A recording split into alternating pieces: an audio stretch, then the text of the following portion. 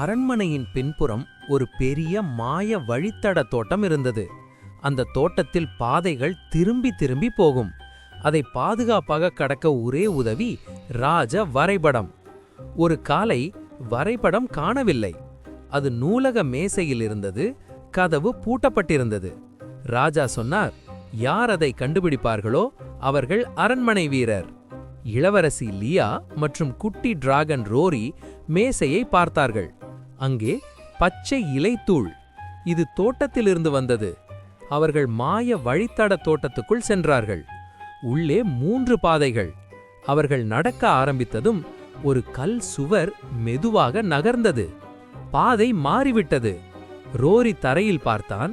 சின்ன காகித துண்டு. அது ராஜ வரைபடத்தின் ஓரம். முழு வரைபடம் இங்கேதான். அடுத்த சுவர் மெதுவாக மூட ஆரம்பிச்சது. இளவரசி லியா ரோரியை பார்த்தாள். விரைவாவா என்றாள். ஆனா சுவர் இன்னும் வேகமாக நகர்ந்தது. ரோரி காகித துண்டை எடுத்தான். அந்த துண்டில் ஒரு ரகசிய குறி இருந்தது. அது ஒரு மறை வாயிலை காட்டியது. இதுதான் வழி என்றான் ரோரி. ஆனால் அந்த மறை வாயில் திறக்க முழு வரைபடம் தேவை. அவர்கள் உள்ளே சிக்கிக் கொண்டார்களா?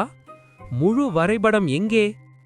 மாய வழித்தட தோட்டத்தின் ரகசியம் பார்ட் 2வில் தொடரும்.